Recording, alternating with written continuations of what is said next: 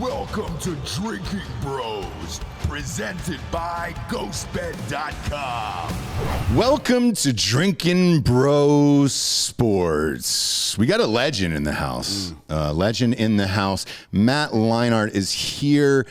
And when I say legend, Matt, I really want to start with the Hollywood days first before. Of course you do. Of course you do. Afterlife, yeah. Look, I was there when you were a superstar at USC. I try to tell people all the time that it was so much different for you guys than everyone else because you guys were going. I would see you at Hollywood parties that I was like, wait, what? I mean, you were going to like celebrity parties for like actors and shit, and I was like, dude, shouldn't you be on campus raging? I mean, you guys were hitting Sunset Strip pretty hard. So here's the thing. USC is not, I mean, I'm sure you guys, I don't know if you guys went to USC or been there, but it's not a college town. It's not a college area. So there's not a lot to do. It's Compton. Around town other than go to the 90, the old 901 club, which we used to get after pretty good there. And then, fraternity row where there was parties or whatever. But to go out, we would always, we'd get out to Hollywood. And we really didn't go out as often as people think, probably, just especially during the season, hardly ever.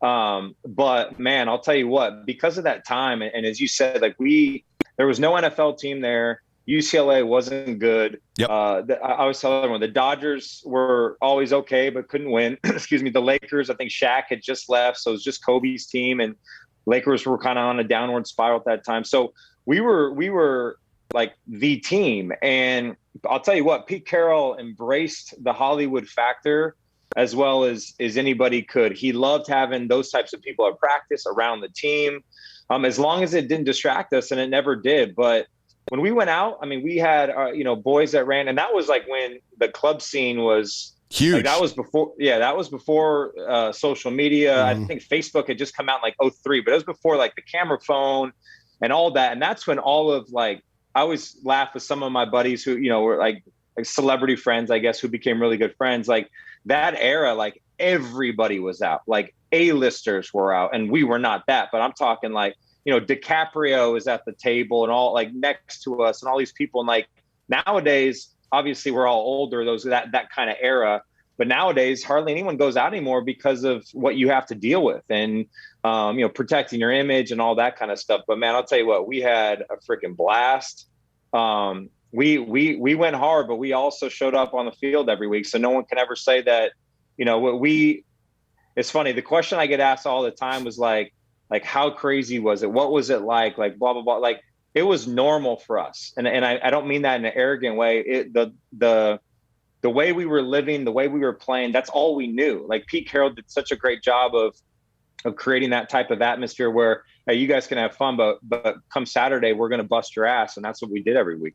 Yeah. It kind of reminds me of how, not to compare the two, but it kind of reminds me of how Phil Jackson dealt with, this is an extreme example, but how he dealt with Rodman in those last couple of years. Yeah. Like, seriously, Rodman, they're in the middle of a series, and Rodman's like, dude, I got to go to Vegas. Yeah. What?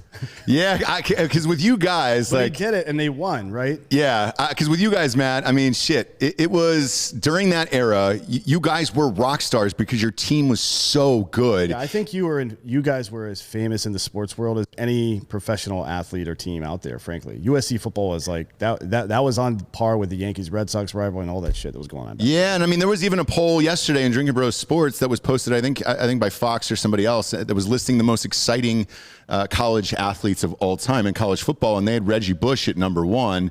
When I was seeing you guys out, the weird thing for me was the celebrities were amped to meet you guys because of how good your team was. So they treated you as if you were Los Angeles' NFL team, and they were meeting an NFL team because they knew you guys were all going to the NFL and going to be superstars and everything like that.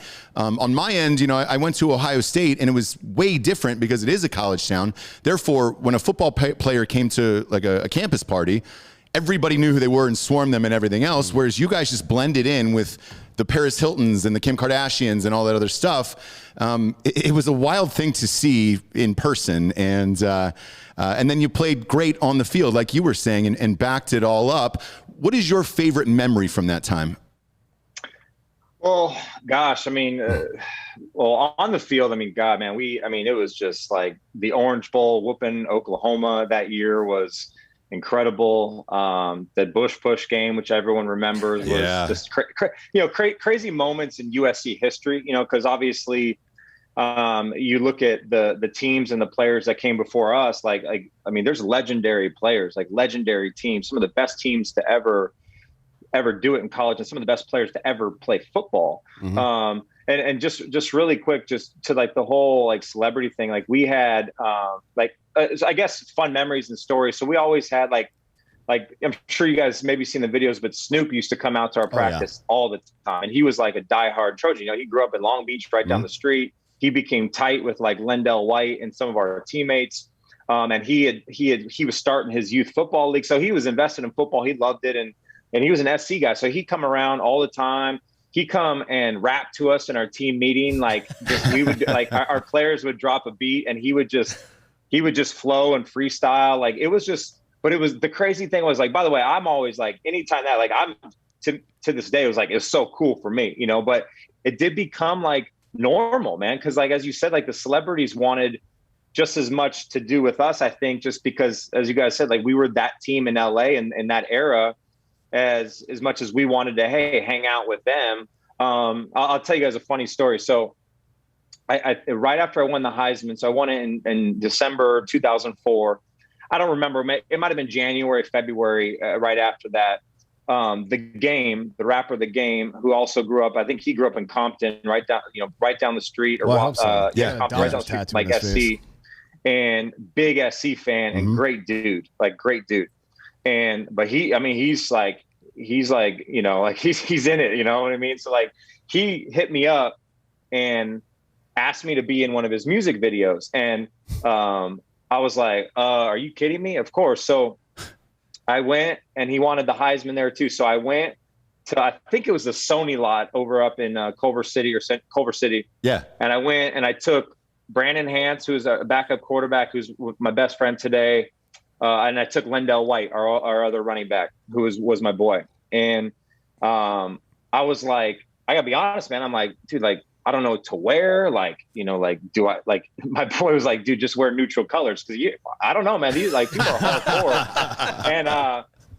And that was true. So I think I wore just like black and gray or whatever. I thought you meant for the music video, but you're talking about the gangs, brother. You can also include just getting into the building. Just like, yeah, you just wear the neutral color. So I was like, and Lendell was laughing at me. So anyway, so we get there and we go in a trailer, and I don't know, it was a couple of his boys, and like Dr. Dre is kind of walking by like on the lot. I just said like what up to him. And I'm like a kid in a candy store. I'm just like, obviously I love hip hop. I love all music. But at that time, like The Game was just like, he was blowing up. And we sat in his trailer, and it was like me, him, my boys, and maybe two other guys. And they're just smoking, like the whole thing is getting smoked out. I'm sitting there like, and imagine like a nice, like, like a trailer if you're on set for something, right? So we're sitting in this trailer, and I've got the Heisman right next to me. And just like they're like going off, like they couldn't believe it was like the Heisman Trophy, right? They're like, dude, this is so cool and all this stuff. And anyway, so we're just talking shit for a couple hours, and then we do the music video, and Baron Davis was there. He was filming in the video. I think Serena Williams. It was the Dreams video, so you guys probably know. Like Serena Williams was in it. All those things. A couple people that time. Anyway, so I filmed my scene. I had a gray hoodie on. I like come out of this smoke and all this stuff, and the Heisman's there, and it was badass. And then he started filming some of his other scenes for that music video, so we watched it. Long story short, my part never made the cut, man. So I was never in the music video, but I have that story where I was just chilling with Game. Dre's walking by. I was in a hip hop video. I was in it. I promise I was in it. I just didn't make the edit. But that was like the kind of stuff like we did, man. Like I hung out one night with Cypress Hill in a club. which was pretty darn cool. So yeah, I smoked weed with him one night, and that was a mistake. Yeah, that's always a mistake. That was a mistake for me. There's no point. Like, are you going to go run track against Usain Bolt or some shit? No, dude. No. Let that dude own that space. Cat Williams tells a great story about that. He was on some show with Snoop back in the day. And Snoop's like, hey, do you guys want to smoke? He's like, all right, sure. He's Cat Williams. Just smoke. Yeah. So he starts passing blunts around, and Cat Williams keeps getting another one every time he takes a hit. He goes, what is this? He goes, apparently the guy that rolls blunts for Snoop has a job. He makes $60,000 a year doing it. Had rolled one for everybody in the room. Yeah. And they were just passing it around. Yeah, that's ridiculous. Mine was more embarrassing. I actually offered him like my shitty weed versus whatever this moon rock he had. And he looked at me and he was like, bro, no. How dare you? Yeah, and he pulled out his own, and then he was like, "We're smoking mine. Like I have the best. I'm Be Real from Cypress Hill." That's a very Crocodile Dundee. That's not a knife situation. You know what I mean? I was stunned by it because I was at another actor friend of mine's house, and she said, "Hey, when the door rings, like it's a buddy of mine who's going to be here and going to hang out with us tonight." She did not say who it was. So I answered the door, and it just happened to be Real. That's not a name you should forget to be like, oh, hey, my buddy's coming over. And it's Be Real. He's a legend, man. Yes, yes. Yeah. And I'm like, you don't want to tell me it was Be Real? She's like, oh, well, I've known him. Like, I didn't think anything about it. And I was just like, shit. Thanks. That's super helpful. How did your scene get cut is what I don't understand. I know those music video shoots. It would have been super easy to pop that in. Honestly, I think Barron. I don't know. I think Barron got cut off too. So yeah, Barron's on it. I just watched the whole thing. I don't think it was Serena, and I don't know. Maybe you guys pulled up whoever else, but this is a true story. I was there. I did whatever he did. I just didn't make the cut. But man, I'll tell you what. There were so many and he went to games a lot. Gosh, I mean, it was fun, man. I mean, it was a fun time.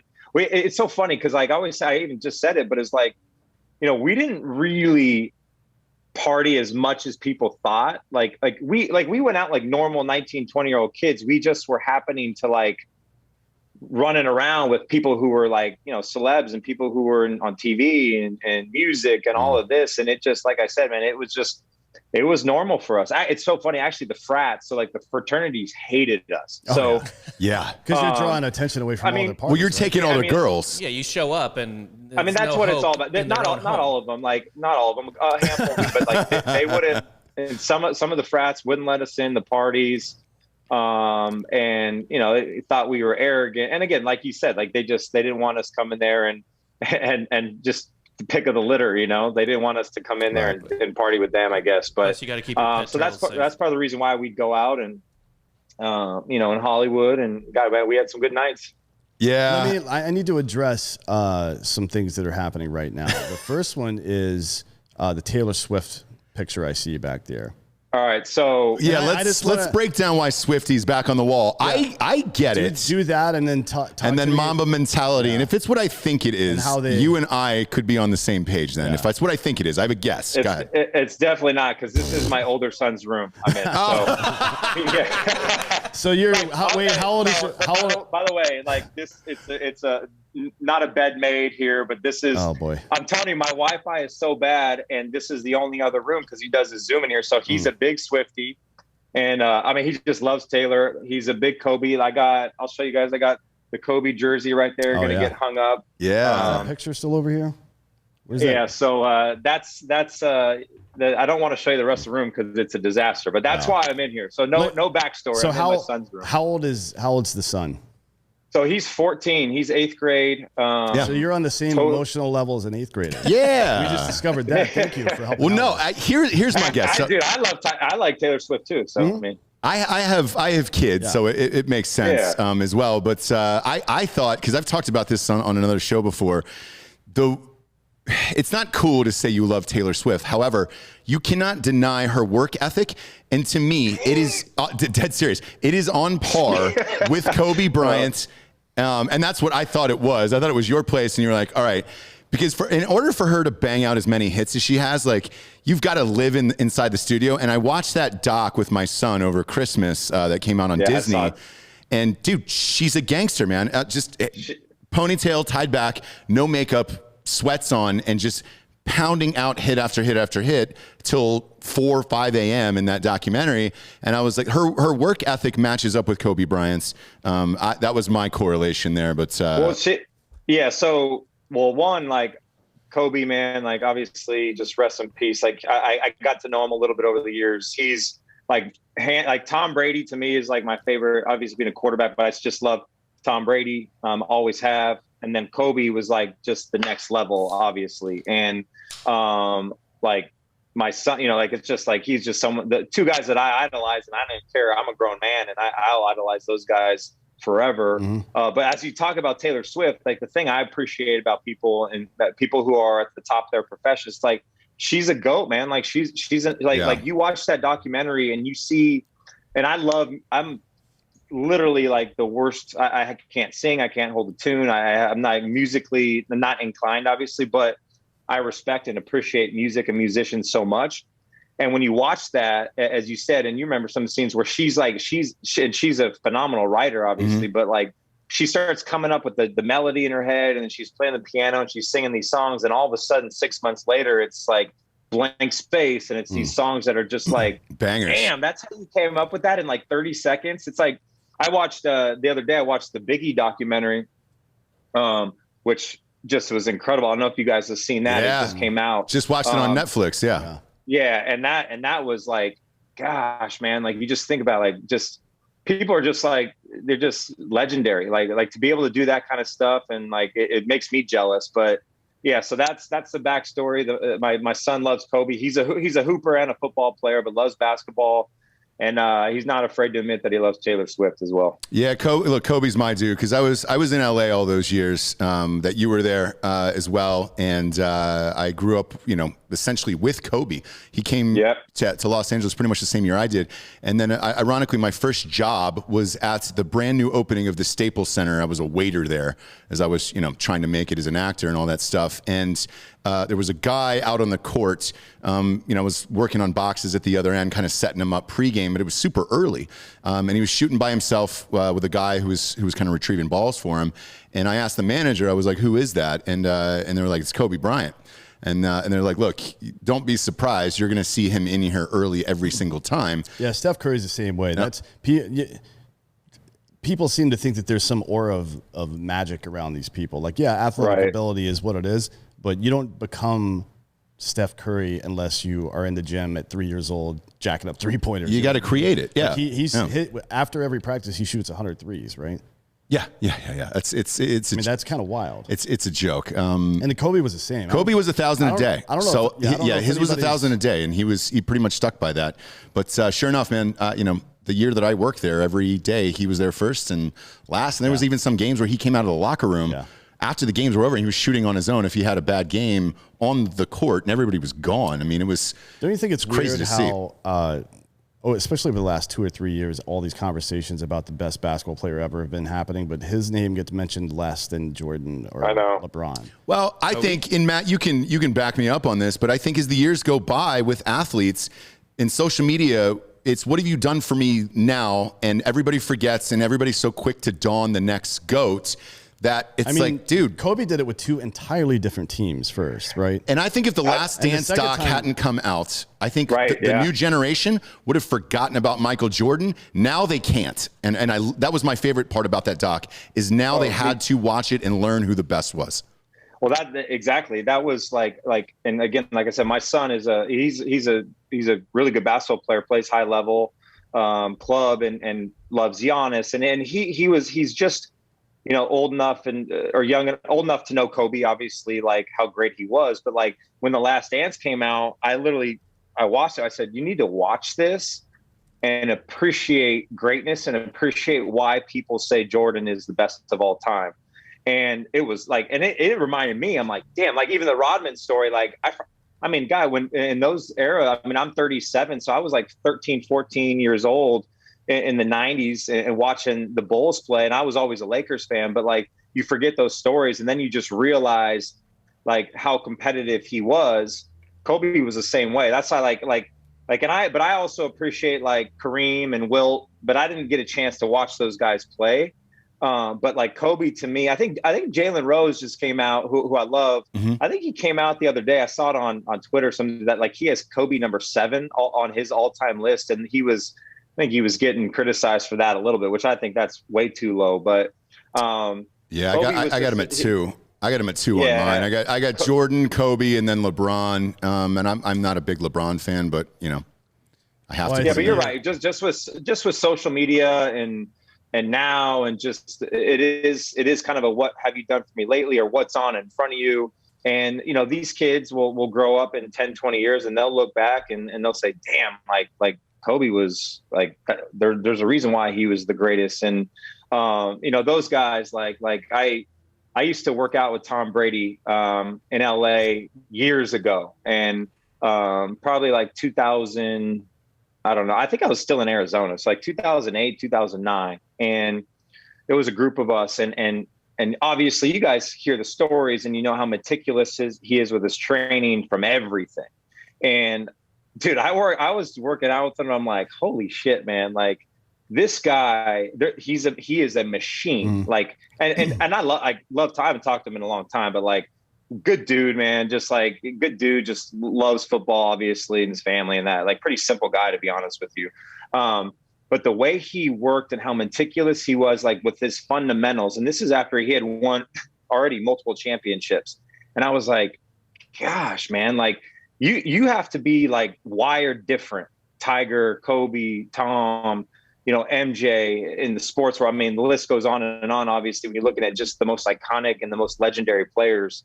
And you guys just talked about it. I tell kids all the time, like I tell my son all the time, listen, man, you're talented. Talent's only going to get you a certain place. And at some point, at some point, it's the other things. It's how mentally tough are you? How, how hard are you working? All of those things. Because a lot of people have the same talent you do.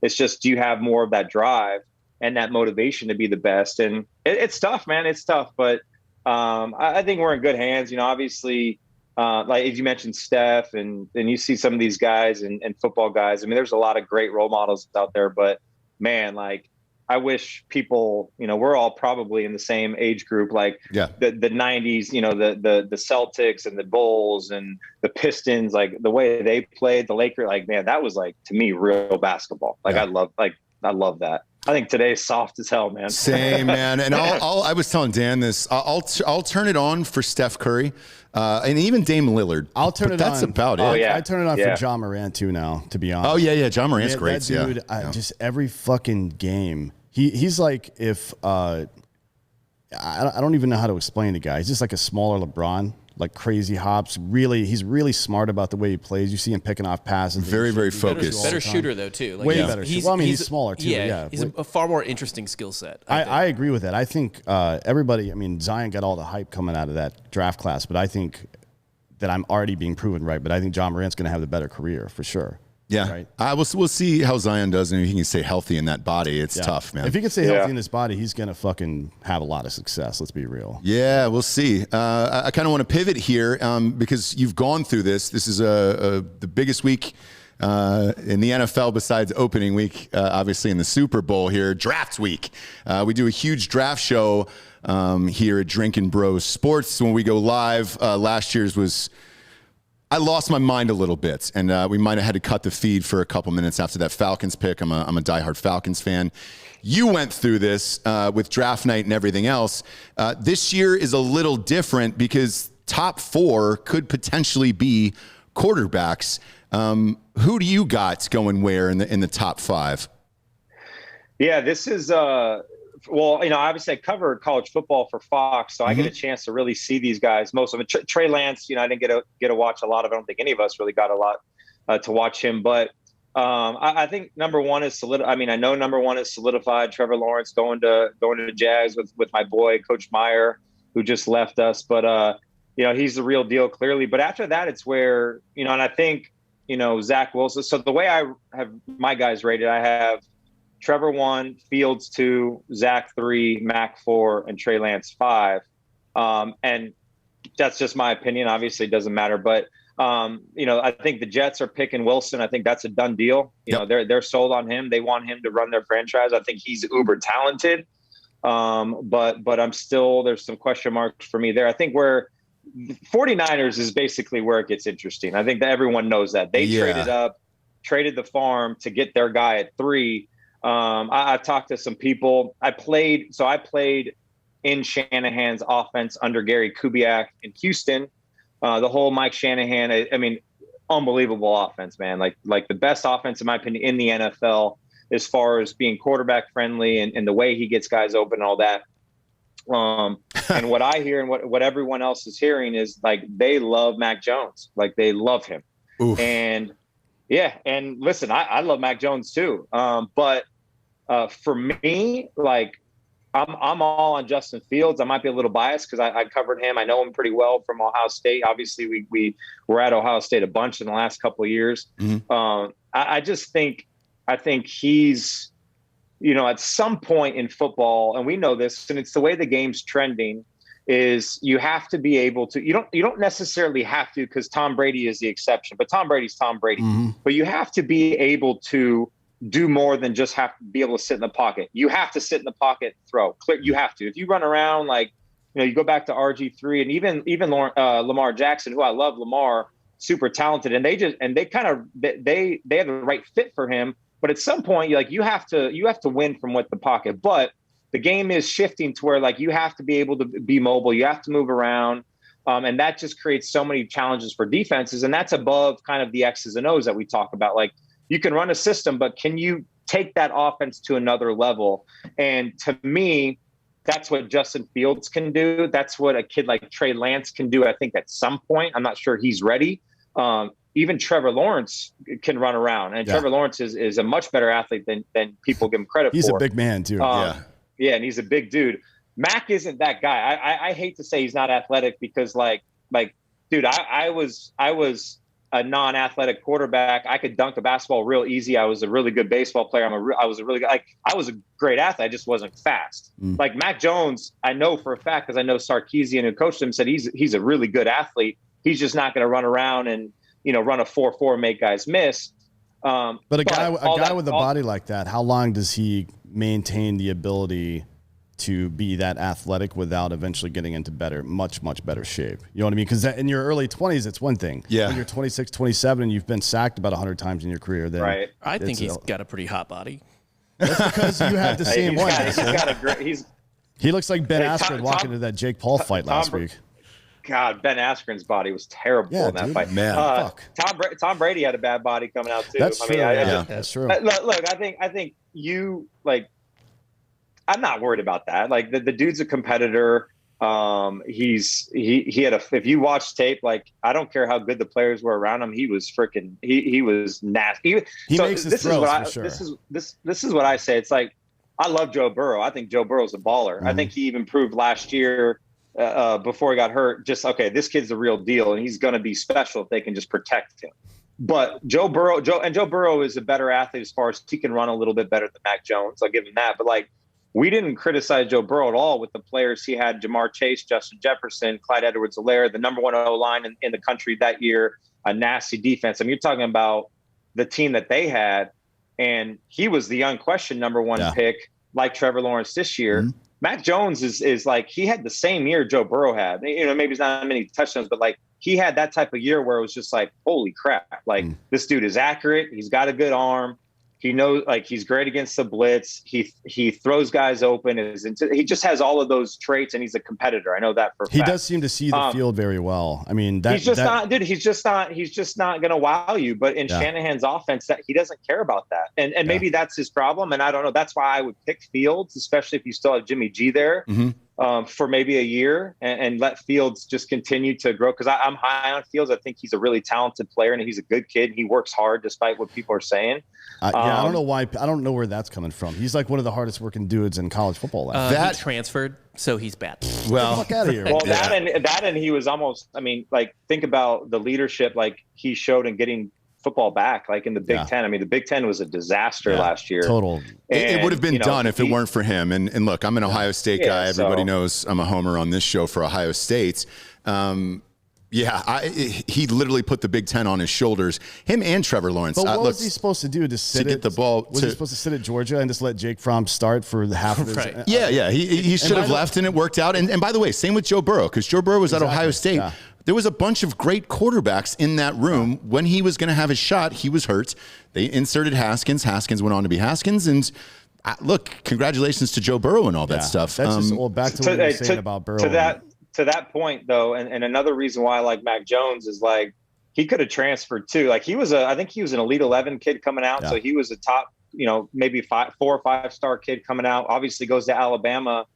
He's backs up Jalen Hurts, backs up Tua, and he could have transferred too. And so, like, part of me, like, I get it, and you just named it. I mean, Baker transferred, Kyler. I mean, I feel like everybody transfers nowadays. Yeah. Mm-hmm.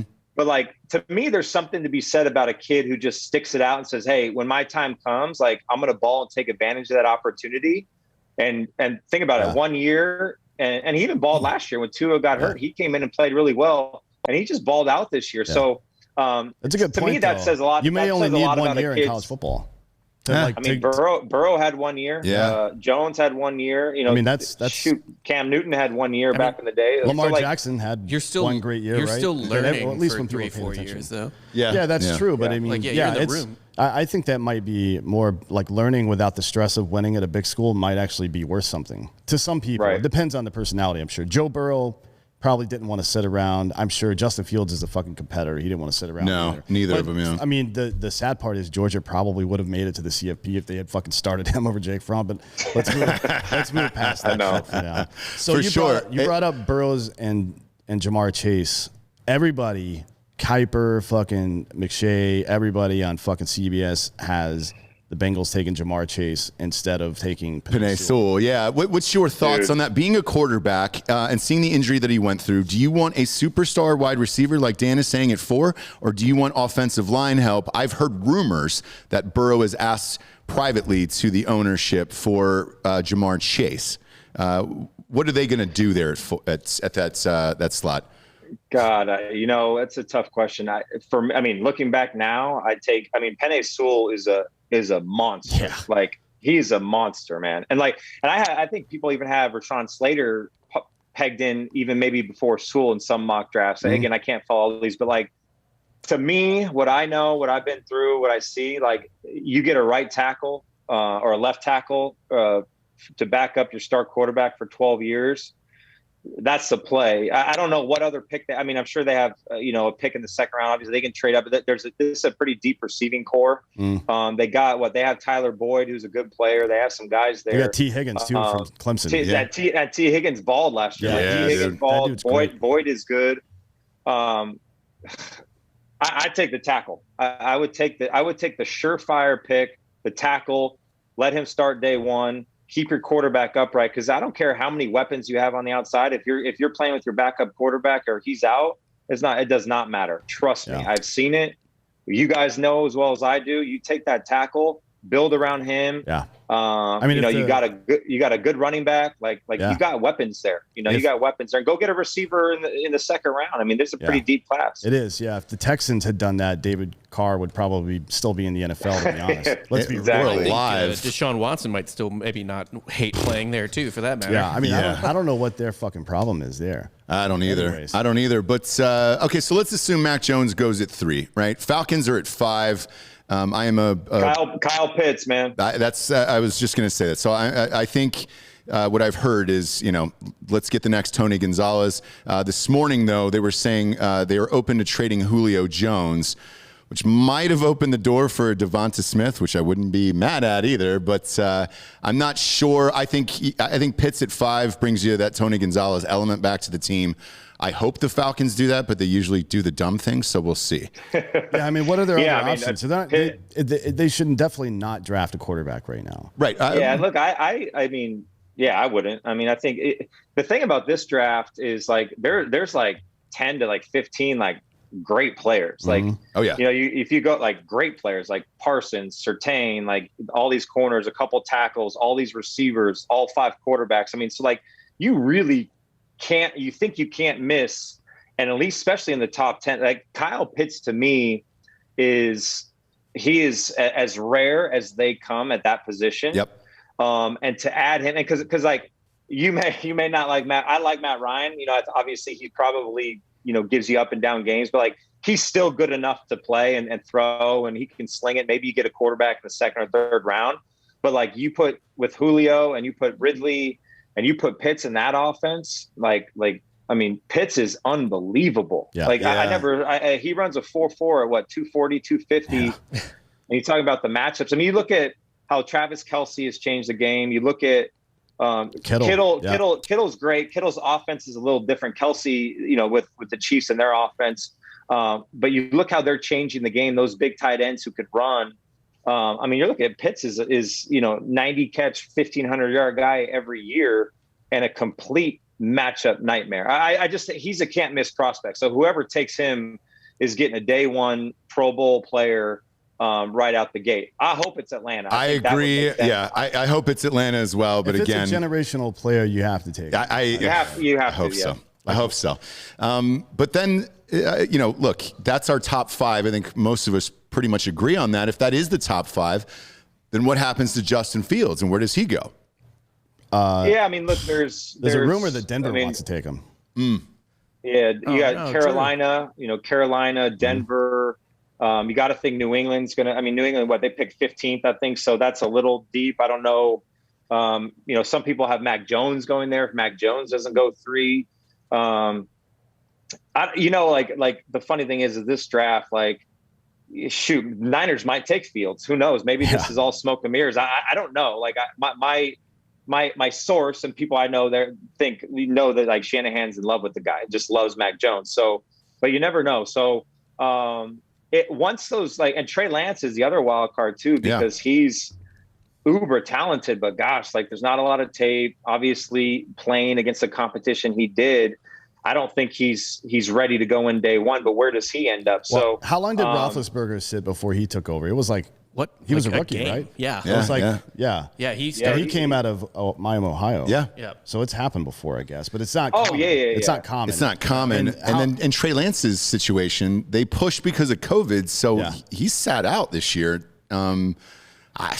Boy, playing at North Dakota State. He threw 318 passes in college. I mean, you know, gosh, nowadays these kids throw 400 times a year, 350 times a year, and they're, you know, a couple years star. I mean, Burrow threw the ball 400 times, and obviously played at Ohio State and played at LSU and did it against the best conference in the country. So with Trey Lance, and I don't like, oh, he's not gonna be able to do it, because for sure he can play at the next level because he's that talented, but he's gonna, you know, he's a guy that's gonna take a couple years to sit. So it'll be interesting to see.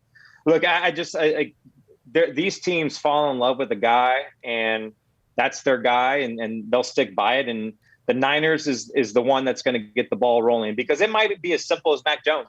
There's no real mystery behind it. But then after that, it's like, okay, where do some of these kids fall? Because not there's 3 or 4 teams that might draft a quarterback in the top 15 after that. So, but it's fun, man. It's going to be a really exciting draft. The more I've been invested, obviously covering college football, it's always exciting for me. Just a big day for all these kids, and I'm glad wherever they go, man, it's just and everything too. Dream come true. I feel bad for those kids that got drafted last year because they didn't get to hug Roger Goodell. Well, nobody. I don't think anybody wants to hug Roger Goodell, but they didn't get the full experience, and it's always going to be remembered as that bullshit. It's like the Oscars last night. This is always going to be remembered as this eyesore on an otherwise pretty fun event. Right. At any rate, I have more questions.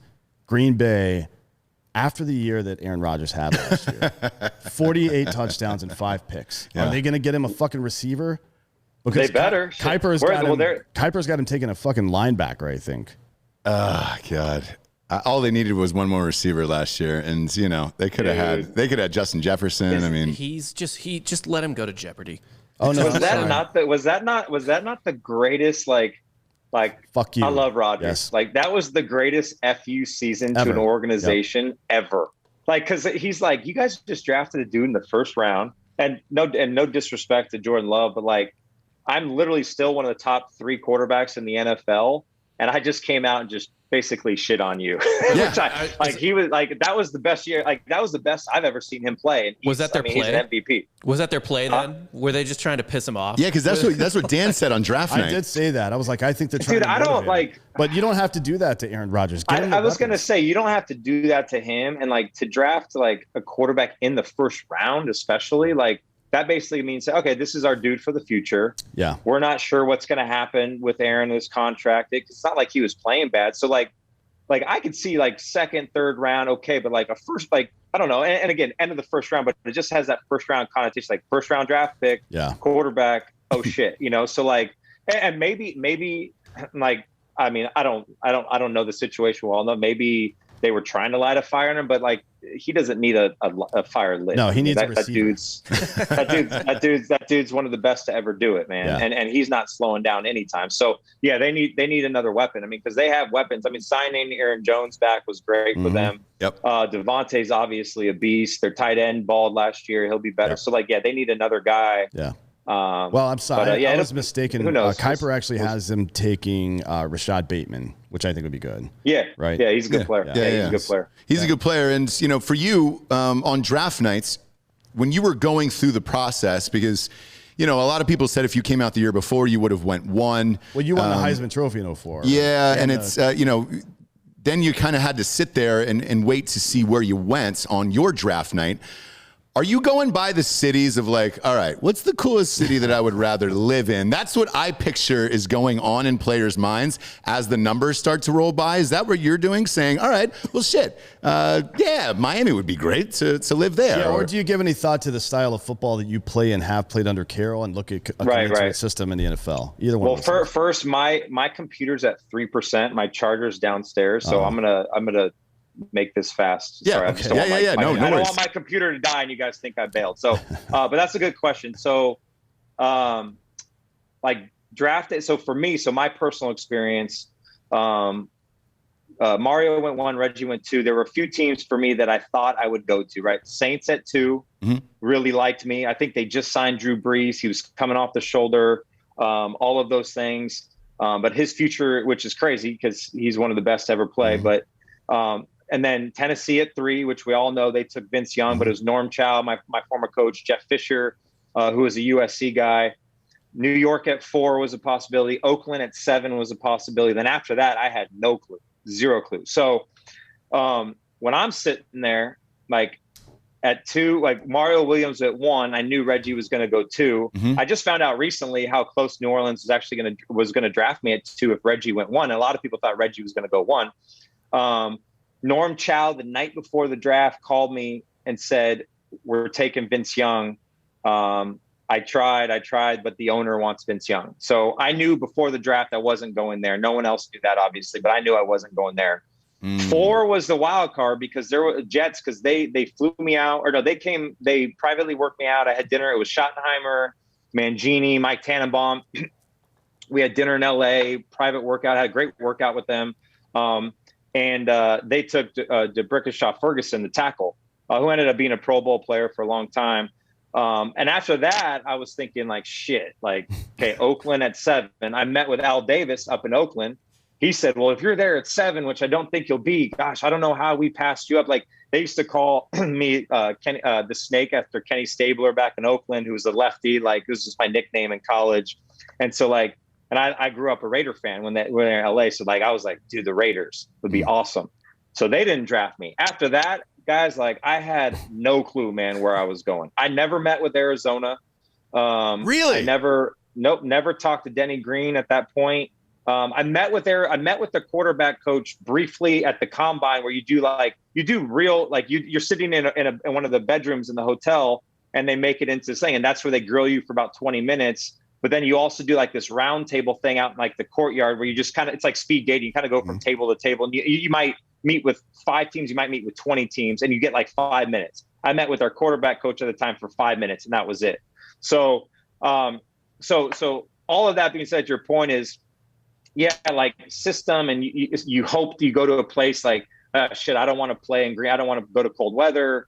Or that market's terrible, like this or that. But I went to Arizona, which didn't work out for me there, but like I had just had a baby at the time. I was close to my kid. We had just built the stadium, so it was indoor, so no weather issues. So you do think about those things as a quarterback. The division at the time, like Arizona, we weren't very good at the time, but we ended up going to the Super Bowl, went to the playoffs, under Kurt Warner, but like that division was up for grabs. So it was like you do think about that, I think, but obviously looking back, man, you're just grateful to be drafted and you go to a place that really wants you, especially when you're getting picked that high. Like they're investing a lot of money in you to be the guy. So, right. But yeah, draft day stories are nuts, man. Like they're you sit there, and I fell to 10, and I was the last person in the green room. So I felt like I was there for 10 hours. Aaron Rodgers fell to 23. 20, Brady Quinn, my boy, fell to like 23, 22. I'll tell you what, man, that is a long day if you fall, and because that was only when they were inviting like 5 guys. So. Man, well, the good thing about you got to play for the Cardinals, the Texans, the Raiders, the Bills, so you got to make up and go to all the other cities. You play until it dies. You leave it all on the field here today. Dude, I'm 1%, man. If you're at 1%, I got one more question. One more question for you. I'll say thanks for having me, though. Of course, because you've been great. One more question. Who replaces Urban Meyer on that Fox show? Have you guys named a replacement? Yeah, we got big game Bob Stoops, baby. No way. Bob. Yeah, damn. Yeah. Has that been announced yet, or did you just? Yeah, it was announced. Yeah, okay. No, I didn't break the news. It was announced like a couple weeks ago, a month ago on Twitter. We did it. He had done some stuff with us when we do OU Texas and all that. Great dude, man. Like great dude. We actually got something set up for our group out in LA in a couple weeks. Do the whole marketing campaign and all that kind of stuff. But happy to get him, man. He's a great guy. He'll be great on TV. Obviously one of the best coaches ever in college football. So we're fired up to have him. Perfect. Well, hey, thank you for being here. We'll reach out to you. We'll probably see you at that Ohio State-Oregon game coming up the first or second week. Yeah, hit me up. You guys come by the show and all that stuff. Yeah, for sure. We would love to. Thank you for being here. Matt Leinart left it all on the field today. Yeah. All right, man, guys, take care. Thank you. See ya. Great guy. Yeah, that was what a great guy. Yeah. What a great guest. He was awesome, man. So knows a lot of stuff. He's been around the amateur and pro area of football for 20 years now. So that's a lot of good intel. Oh yeah, information. Yeah. It's good to see people like. I mean, look, Urban was, I guess, kind of the same. Right? Mm-hmm. He didn't have a whole lot of pro experience, but he's been around the game for a long time. Stoops has been around for a long time. I feel like a lot of these college announcers on other networks than his are dudes that just kind of played back in the day. Yeah. And then got into. Yeah, his squad is Brady Quinn, Reggie Bush himself, and now Bob Stoops is going to join that. They do that Fox morning show at 11 a.m. If he was able to stay one more time, I would have said stop putting Ohio State at those fucking noon games because that's where their ratings. Yeah. They always cash in on the ratings. When he was talking about that earlier with seeing. That's a Big Ten thing. The Big Ten just fucking loves 11 a.m. No, they hate it, and all the players hate it. But well, the TV contract. The ratings do, yeah. And so when he was saying, I've seen Justin Fields play a lot, it's true. They always would slot them in there because the ratings would be massive in the middle of the afternoon, and then they could get a night game and go yard on it. Again, we're doing a live draft show Thursday night from the studio here. What are your thoughts on this first round, Dan? I think there's a couple of picks that are really interesting to me. Same, and I want to hear who your favorites are going in because that night, like he said, I think is going to be crazy. 3 is going to make the difference for the rest of the draft. If it's Mac Jones, I don't know where Fields or Lance ends up, like for real, because I do think the Falcons, if they pass up on Kyle Pitts at 5, will be the dumbest shit on the planet. Yeah, I mean, I could see. To be honest, I kind of get the feeling that the Falcons are going to take Fields or something like that, just because they're stupid. I mean. Well, we just don't need him yet. Matt Ryan is fucking 35 and years old. But he restructured his contract, so he's not old. He's not old enough for them to be spending a fucking lottery pick on a quarterback. Yeah, because at worst, the kid's going to sit on the bench for 3 years, and that's not going to happen with a lottery pick, right? Mm-hmm. So now you've created a situation where he's going to have like the 29th pick or whatever it was for Green Bay. That's one thing, right? But if you draft a guy 3rd overall or 4th overall rather, you got to get the old quarterback out pretty soon. That's just how the economics of the game work now. Yeah. So why put that pressure on Ryan? It doesn't make any sense. And Pitts really is a once in a generation talent at the tight end slot. So, and I also think the Bengals are going to take Jamar Chase too. I think Joe Burrow is running that team right now. Not ideal. I get that feeling as well. But I don't know. Maybe they have some other plan where they think there's some tackles out in free agency they can get, or by trade or some shit from future picks. I don't know. But the Chiefs just did it. Yeah. So it is possible. It's kind of rare though for a team that has great tackles to trade them away. Correct. So valuable, and they play forever. 10 to 12 years. So it's I don't know. The other one is the Dolphins seem to be they're going to go after a skill position player. They're not trying to beef up their line at all either. So I don't know what that means for Tua long term, right? Maybe they have multiple first round picks, so they may be taking a tackle down the road, right? With their, I think, what do they have, like 22 or some shit? What is their other one? They have 900 picks in the next 3 years. I've never seen anything like it. 16. They have 16 as well, and they're going to take a guard or a tackle probably right there. So they have more flexibility than these other teams. The other one is, McShay is convinced that the Patriots are going to take Justin Fields. That the Patriots are. The Patriots. That's interesting. He won't stop talking about it. Man, it's interesting. And that's them trading up from 15 to 11, I think, or from the second round up to 11. The other one that's super interesting to me is, like I said before, that Packers pick. Are they going to take Kuiper's got them taking the receiver from Minnesota. McShay's got him taking Jamin Davis from Kentucky, inside linebacker. If you do that, I honestly don't know. I think Rodgers might just retire and go do Jeopardy full time at that point. Oh, Aaron Rodgers. He's got a hippie girlfriend. He's got a fun second job. Yeah. He doesn't need it. I mean, anymore. honestly, that would be such an insult to him. Dude. And here's the other part of this is like, dude, I know what those TV contracts are. If he hosts Jeopardy, he's probably looking at about 17 to 18 million a year forever. Well, I mean, that is a lifetime gig at Jeopardy. So he guarantees a new full generation of people start watching Jeopardy. Yeah, it's one of those games that just it will always be on. I don't ever see that ending. He would do that for probably 25 years. To be honest, and at 18 million times 25 years, it'd be more than 18 million. But as it escalated, but let's just say that was the minimum. Jesus Christ! I'm also convinced that Shailene Woodley could easily talk him out of football. I think. Yeah, I don't know. I kind of think she'll just be like, it's just so violent. Oh, is she sports or is she a hippie? Oh my God! To the nth, like she makes Jerry Garcia look like a fucking pile of dicks. I mean, it's yes, yeah. She's a super fucking hippie. She's not like oh fucking Hollywood liberal. She's like she would live in a fucking tree. She has that option.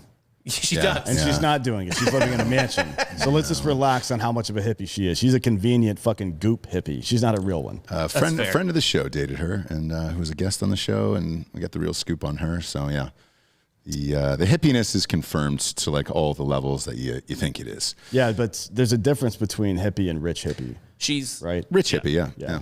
Big difference. She's not quite Lindsay Bluth. Like she's a little more committed to it than that. Right. Breaking news here: Sean Lee, the linebacker for the Cowboys, is retired. That was a long career. He played 11 years. So, I don't know where Fields ends up going. Man, that's interesting to hear that Shanahan wants Mac Jones though, because fuck, I just don't want Mac Jones. I saw him playing the national championship. Devonta Smith is one of the best wide receivers I've ever seen in person in real life. Whoever gets that guy is lucky, man. But Mac Jones, I can't figure out if it was him or just his all-star receivers. I mean, look. But that you can say something about Tua, right? Yes. Where it's like, dude, they had Jerry Jeudy, they had Ruggs, they had Devonta Smith, they had Devonta Smith's the one that caught that national championship winning pass. Yeah, dude. In their freshman season. I just I don't know if either of them are that great, or if they've had the best wide receivers of all time roll through there. Maybe. So we'll see. I mean, it was kind of the same for USC quarterbacks, right? They had a lot of success, but I mean, Carson Palmer had great success in the NFL too. Yeah. I think they played in a pro system that allowed those guys to transition a little bit better, right? Yeah. But they still had great receivers like Mike Williams and shit. They did, but not like Alabama's string. when he was playing, I don't know if I've ever seen a string of like 2 tier 1 receivers on the same team. Oh, dude. Ever like we have in Alabama. Nasty. I mean, last, dude, like, 4 or Calvin 5 Ridley. Years. Yeah. It's been like, what, 4 or 5 years? Dude, even Julio Jones was an Alabama guy. They had 2 number 1. Yeah. Like they had 2 first-round wide receiver picks on each one of those teams, basically. Yeah. That's pretty weird. It's insane. When Leinart was playing, he had the best running back tandem there was. It was fucking Lendale White and Reggie Bush. I mean, those guys were fucking animals out there. What about you, Bob? Who are you looking forward to in this draft? I mostly the Mac Jones, Justin Fields drama. Yeah. To be honest, I like Mac Jones. Like, I mean, you can't just like, because he's your identical twin brother. Yes, dude. I mean, that body. Come on, that's a hot bod. No, like you can't just like brush away those stats. Like, I mean, if you're gonna blow Joe Burrow and then 2 years later or a year later or whatever, be like, It's true. Yeah, Burrow had a great season, but he had the greatest season first, right? But still. And then Mac Jones. I mean, look, and to me, I'll say this: Joe Burrow broke Drew Lock of Missouri's touchdown record, and why watch both of them? And at no point was I like, they are the same. Yeah. Right.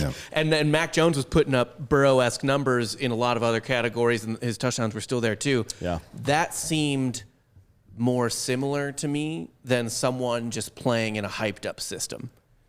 I mean, granted, like you're playing against when you're Alabama, you spend most weeks playing against like a high school team. Yeah, keep in mind, like he said before, not that you can compare anybody to Brady, but he's not the first one. Brady came into the league at fucking 21 with a dad bod. Yeah. You know what I mean? And became one of the hardest working people of all time and then the best quarterback of all time, right? Yeah. So it could certainly happen. There doesn't seem to be a question about Mac Jones' competitiveness, right? Right. It just depends on what track they put him on, I suppose. Like if he gets in the league and his first mentors become fucking gym rats and shit like that, that's probably a good thing for him. Well, I mean, the worst case scenario I was saying before this is not that he has to be a fucking homunculoid bodybuilder or whatever the fuck. Yeah. Like honestly, there's in shape, out of shape people. You know what I mean? Yes, It works for them. If you could get Eli Manning's career out of the number 3 pick, you take it. Yeah. Oh, 100%. 2 championships? Right? Yes. Even if it's you don't get the championships, you just get the numbers. You take that at number 3 every time. You give me 2 titles, I put him on the fucking Falcons. I'll wear his goddamn jersey every day if you would have won ESPN it. did a really good analysis of all the trades that happened trading up for quarterbacks and how there have been 15 times in NFL history where somebody's traded up to number 1, I think, or something, into the first 5 picks or something like that to take a quarterback, and none of those 15 times has it ever worked out. Right. Like you never get your trade value back ever. You know what I mean? Right. So part of that is that I remember one of them was the Redskins trading with the then St. Louis RG3. Rams. Right. Yeah. And then But then they let him run out there with a broken knee, a shredded to do knee. a fucking to jump. What was it? Goal line. Quarterback sneak. Yeah. With Yeah. his knee fucked up. Like, all right, cool, man. Yeah, I don't know if that one counts because they drafted him and then murdered him. It counts because that's Right. it's stupid on both. It just shows the incompetence of organization. People, anytime anybody trades up for a quarterback, it always. So basically, what ESPN did was they ranked the opposing players' success, like whomever the other team got in the draft, or what they could have gotten with that pick right there, right? So it's never ever worked out. Yeah. And I can't imagine it would, right? Why would it work out? And then speaking of which, CBS is reporting that the Bears could trade up to capitalize on Justin Fields' fall. So they obviously think that Mac Jones is going for Well, I'm sure there's a lot for of the number people- 3 pick as well. I'm sure there's a lot of people waiting to see what San Francisco is going to do because both of those guys, right? Fields. I mean, there's a lot of dudes right there that are. Trey Lance is up there too. Somebody might trade for him. Yep. We'll see what happens. It's going to be a pretty exciting draft night, to be honest. I can't wait, man, because there's so many superstars. Thursday night, yes. And we're going to go live. Tansy is actually going to be with Jesse in Wilmington. They're going to do a cook-off. So we'll be going live with that pregame. And then we'll be going live with that as well. And then I got an email from Podbean, Giorgio, that they said that we have the ability to go live on audio off of Podbean. So if that's a possibility, we'll give it a shot and give it a go and see what we can do there. Fake Dan, who do you have as your biggest surprise of the draft going into Thursday night? I had to look at my big board here, but I don't know. I think Mac Jones probably goes before Justin Fields, but I like Fields better. For the long haul. Yeah. Yeah. I think Devonta Smith kind of slides a little bit to the point where the Eagles might be able to get him at about, I want to say, 12. You know, if he does, he actually reminds me a lot of Deshaun Jackson. Yeah. And I think he's tiny. Yeah. Well, I mean, and he's fast. Great hands. Sneaky Deshaun fast, Jackson was fucking good, dude. Yeah, When he was was awesome. healthy, he was The only reason the good. Eagles got rid of him, Chip Kelly got rid of him, is because they made up that bullshit excuse that he was a part of the Bloods or something. Oh, yeah. That was a fun thing. Remember Yeah, it was that? fun. Yeah, it was a good time. Chip Kelly got rid of like all of our best players. Built you a championship roster. Yeah, he did. Yeah, he did. You're welcome for that. You're welcome for that. But yeah, there's a lot of superstars in this draft. Jalen Waddles, that's the other wide receiver, by the way. I would love to see the Chargers get somebody for Herbert. Herbert. Get another nice little weapon for According to old Justin Herbert. Most of the mocks here, they got them drafting an offensive line. Some people have them trading up for Bears trading up for Fields. This one's got Devonta Smith going at pick 15. There's no fucking To the Not Lions. one goddamn prayer. Which puke. Fucking puke. Yeah. Gross. There's no way that happens. The Lions are 7th. CBS is garbage. not a chance that's happening. CBS is fucking garbage town USA, and I refuse to read any more of this. I'll be real nonsense. too. I think I'm out on the Eagles. Oh, yeah, you're not going to be a fan anymore. No, I'll check in every now and then, but I don't need to spend too much time with the Eagles. It could be Jalen Hurts throwing to Devonta Smith again. Yeah, I'm good. Our coach is playing rock, paper, scissors to decide whether or not he's going to draft a guy, and I'm good. Yeah. I'm good. Yeah. I understand it. Look, and if the Falcons don't take Kyle Pitts and they end up going with Fields, I would lose my mind. Not because I don't like Justin Fields, obviously, but that is a once-in-a-generational tight end. You take him, he will play for 20 years and beat the next Tony Gonzalez. Yeah. As long as he stays healthy. He's probably can't miss. But yeah, Eagles fired the only coach that has ever won a Super Bowl, and we got rid of the guy who forced our coach out. Yeah. We traded him. Yeah. So get rid of both guys. Yeah, why not? Things are on the up and up for the Eagles. So No, they're Forward to not. that 4-12 season. Yeah. The Eagles are they're what, fucking 4 to 6 years away from being competitive and on a regular basis again, probably. About 2 more coaches away. Yeah. Like somebody's got to make a fucking decision at some point to start treating it like a fucking professional football franchise. Yeah. They might sneak in at 8 and 9. The NFC East is pretty dog shit. There's 17 games now. sure. If that math didn't check out for you. We'll and see. the Cowboys are still the see. Cowboys. We'll see. I'm just going to start pulling for players. Like I'm just going to cheer for players. Fantasy. Got UCF guys. Yeah, No, I fantasy. don't play fantasy. Fantasy's for I don't do that. For what? Nerds. Okay, cool. Yeah. Cool. It's just I- Dungeons and Dragons for jocks. I watched you draft college basketball teams. College basketball teams. Yeah, in a Dungeons and Dragons style format. For Well, this hours. was actual money was at stake. So Okay. yeah. So every team that you drafted, every win they got in the NCAA tournament, you get money. Yeah, well, with mybookie.com, promo code Drinkin' Bros will double your deposit. It's always possible that everything is for money. So Yeah, and if you just want to play Dungeons and Dragons, go ahead and DM me. I've got a game that I'm a dungeon master for every Thursday night. He Are you does have a serious? bunch of die. Yeah. is that real? Yeah, You we haven't got seen a whole these, Zoom like, group. Yeah, These 20-side dice that are around. Yeah. Those are Giorgio's. Yeah. There's a fucking huge Dungeons and Dragons podcast. I assume There's a bunch of them. Yeah. That was like an OnlyFans grab bag situation for very you. Like you just rolled the 20-sided die and then stuff. Whatever happened. number it was. Yeah. I don't combine my hobbies. Rate and subscribe to the show. Rate it a 5-star on iTunes, and then obviously hammer the like button, subscribe, and then join us on Thursday nights for the NFL Draft. We will be going live with Tailgate Legends beforehand. Looks like we got a rematch between Tansy and Jesse, and then for our show. It's probably going to get super dark for me if the Falcons don't take Pitts and buckle up at that point. Yep. But we get a massive week, and then you and I are off to the Derby Friday morning. The Derby. Had a hard time trying to find a live venue for the live show. I don't know what their COVID sitch is in Louisville. But we will meet up with you guys and post where we were meeting up in Drinkin' Bros, Kentucky, which that is a subgroup. We still have all the subgroups alive, and then Maine is back open, but it's under MAIN. So join that as well. Hot Bob, see where Mac Jones goes. Yeah. So your brother goes. Number 3. I was actually, by the way, I was really bummed we didn't get to ask Leinart about his.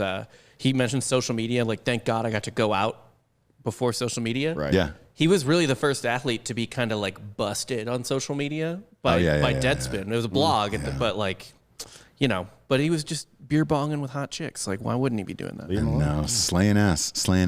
For D'Anthony Hollaway, Hot Bob, Fake Dan Giorgio, I am Ross Patterson. This is Drinkin' Bros Sports. Good night, everyone.